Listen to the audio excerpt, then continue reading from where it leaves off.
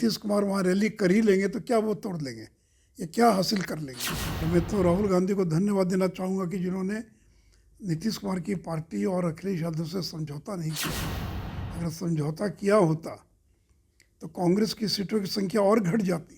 नमस्कार, आप देख रहे हैं लाइव सिटीज। मैं हूं आपके साथ सौरभ राज। नीतीश कुमार का वाराणसी में कार्यक्रम था, लेकिन कार्यक्रम को रद्द कर दिया गया है। जेडीयू ने आरोप लगाई है कि उत्तर प्रदेश सरकार ने अनुमति नहीं दी। मेरे साथ बात करने के लिए बीजेपी सांसद सुशील कुमार मोदी, इनसे बात करेंगे। आप लोग नीतीश कुमार के कार्यक्रम को लेकर के डर क्यों गए थे? आप लोगों के ऊपर आरोप लग रहा है कि आप लोग रद्द करवा दिए।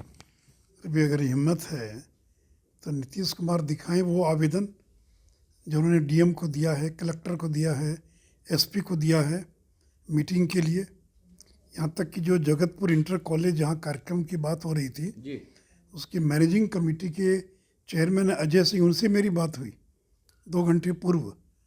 उन्होंने कहा कि कोई आवेदन नहीं दिया हम लोगों ने। तो जब आपने आवेदन दिया ही नहीं तो स्थगित होने की बात कहाँ से आती है। 4-5 दिन पूर्व उन्होंने बताया कि 3-4 लोग आए थे, आपस में बात कर रहे थे कि यहाँ भीड़ इकट्ठी होगी कि नहीं होगी, क्योंकि ये अनुप्रिया पटेल का प्रभाव क्षेत्र, उन्हीं के पार्टी के वहाँ पर एमएलए हैं और बीजेपी का क्षेत्र है। उसके बाद फिर दोबारा कोई नहीं आया। तो जब आपने आवेदन किया ही नहीं तो स्थगित होने की बात कहाँ से आती है। तो वास्तविक बात तो ये है कि उनको डर था कि बीजेपी का गढ़, अगर यहाँ रैली करेंगे तो भीड़ नहीं जुटेगी और बड़ी बदनामी होगी। तो ये आपने भीड़ नहीं जुटा पाएंगे इसलिए रैली स्थगित की और ठीकरा हमारे माथे पर फोड़ रहे हैं। भाई बनारस के अंदर जगह की कमी है क्या? 1 दर्जन जगह और है जहाँ पर मीटिंग कर सकते हैं, लेकिन इनको तो मीटिंग करना नहीं है, केवल नाटक करना है।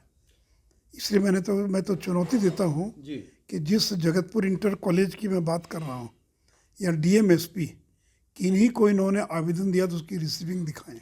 नीतीश कुमार के नेता हैं श्रवण कुमार, उन्होंने कहा है कि वहाँ पे योगी बाबा बुलडोजर चलाने की धमकी दे रहे थे, इसलिए पुलिस प्रशासन ने अनुमति नहीं दी। अरे भाई पुलिस, वही तो मैं कह रहा हूँ, आपने आवेदन अगर किया था तो आवेदन की कॉपी दिखाइए। भाई आवेदन आपने दिया होगा तो रिसीविंग की होगी ना। तो आपने एसपी को दिया, डीएम को दिया, थाना को दिया, किसको दिया? और जो जगतपुर इंटर कॉलेज जहाँ कार्यक्रम था, उनके जो मैनेजिंग कमेटी के अध्यक्ष हैं अजय सिंह, वो कह रहे हैं कि कोई आवेदन नहीं आया। केवल 4-5 दिन पूर्व 3-4 लोग मिले थे और यही बात करते कि भीड़ जुटेगी कि नहीं जुटेगी। तो बाद में उनका आकलन हुआ होगा कि भीड़ नहीं जुट पाएगी तो रैली स्थगित कर दिया। और बाकी किसी को भी रैली करने में कोई रोक है क्या? और नीतीश कुमार वहाँ रैली कर ही लेंगे तो क्या वो तोड़ लेंगे, ये क्या हासिल कर लेंगे। इसलिए बीजेपी इस तरह की क्षुद्र राजनीति नहीं करती है। अगर उनको कोई दिक्कत हो तो मुझे बताएं, मैं उनको जगह दिलवा दूंगा।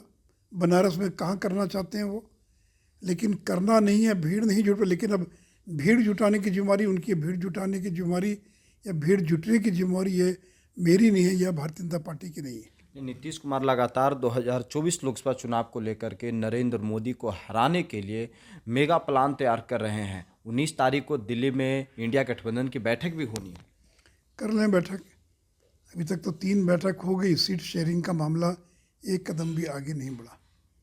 और ये 3 राज्यों में करारी हार के बाद इंडी गठबंधन के लोग इतने निराश और हताश हैं कि कई बार तो उन्होंने बैठक की डेट को स्थगित किया। आज तक रैली का डेट तय नहीं कर पाए। 1 दर्जन उप समितियाँ बनाई थी, आज तक उनकी बैठक तक नहीं हुई। और तो चुनाव में केवल 3 महीना बचा है, 90 दिन बचा है। पिछली बार 10 मार्च को चुनाव का ऐलान हो गया था, तो इस बार भी नहीं 10-20 मार्च को होगा। तो कितना समय? तो क्या इस मीटिंग में सीट शेयरिंग हो पाएगी? मैं चुनौती देता हूँ कि सीट शेयरिंग नहीं कर पाएंगे और कभी भी सीट शेयरिंग इतनी बड़ी बैठक में नहीं होती है। क्या इंडिया गठबंधन में सब कुछ ठीक नहीं है या फिर चुनाव से पहले ही बिखर जाएगा? ये तो बिखरा हुआ है, वो एकजुट था कब कि वो नहीं बिखरेगा। लेकिन ये जो नीतीश कुमार के लोग बार बार रह कर दावेदारी करते हैं, तो भाई आपकी हैसियत क्या, आपकी औकात क्या है? नीतीश कुमार की औकात नहीं है। भाई 44 सीट तो अपने राज्य में जिता नहीं पाए। मध्य प्रदेश गए तो 10 सीट लड़े और 10 सीट में कहीं 100 वोट मिला, कहीं 200 वोट मिला। और मैं तो राहुल गांधी को धन्यवाद देना चाहूँगा कि जिन्होंने नीतीश कुमार की पार्टी और अखिलेश यादव से समझौता नहीं किया। अगर समझौता किया होता तो कांग्रेस की सीटों की संख्या और घट जाती। इनका वोट कहाँ है? इनका वोट बिहार के बाहर कहाँ पर है? और बिहार में जब वोट नहीं दिला पाए तो नीतीश कुमार के कहने पर कोई मध्य प्रदेश में, कोई यूपी में कोई वोट देने वाला है क्या? देखिए, जितनी क्षेत्रीय पार्टियां हैं ये अपने अपने राज्य तक सीमित हैं। ये दूसरे राज्य में जाकर किसी को भी कोई वोट नहीं दिला सकती। चलिए, शुक्रिया सर, थैंक यू।